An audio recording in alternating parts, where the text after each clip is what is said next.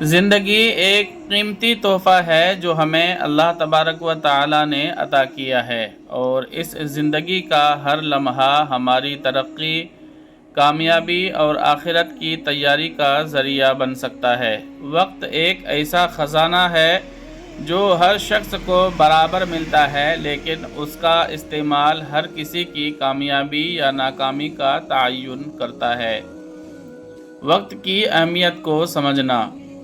وقت دنیا کی سب سے قیمتی چیز ہے، کیونکہ اسے نہ خریدا جا سکتا ہے اور نہ ہی واپس لایا جا سکتا ہے۔ ہم زندگی کے ہر شعبے میں وقت کے محتاج ہیں۔ اگر وقت ضائع ہو جائے تو دولت، علم یا تعلقات سے اسے دوبارہ حاصل نہیں کیا جا سکتا۔ یہی وجہ ہے کہ قرآن پاک میں بھی وقت کی قدر و اہمیت پر زور دیا گیا ہے۔ سورۃ العصر میں اللہ تبارک و تعالی نے فرمایا، والعصر ان الانسان لفی خسر الا الذین آمنوا وعملوا الصالحات وتواصوا بالحق وتواصوا بالصبر۔ وقت ضائع کرنے کے نقصانات۔ وقت ضائع کرنا خود اپنی ذات کے ساتھ ناانصافی ہے۔ ایک لمحے کی غفلت پوری زندگی کے خوابوں کو برباد کر سکتی ہے۔ اگر ہم وقت کو غیر ضروری کاموں، سستی یا فضول مشاغل میں ضائع کریں تو اس کا نقصان صرف ہماری دنیا ہی نہیں بلکہ آخرت میں بھی ظاہر ہو سکتا ہے۔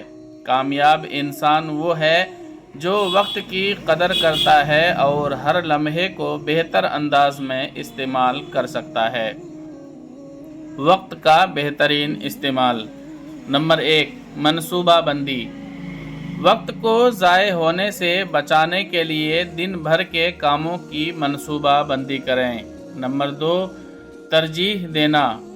اہم کاموں کو پہلے مکمل کریں اور غیر ضروری چیزوں سے پرہیز کریں۔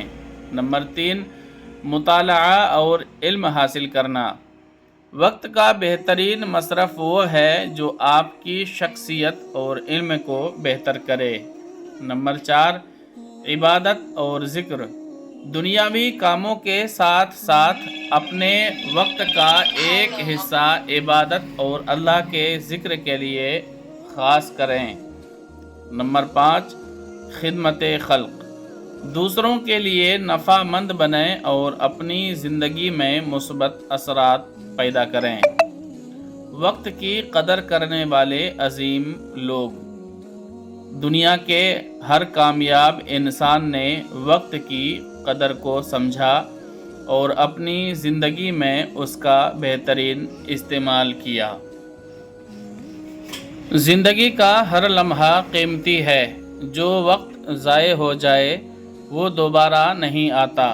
وقت کی اہمیت کو سمجھنا اور اسے بہتر انداز میں استعمال کرنا کامیابی کی کنجی ہے۔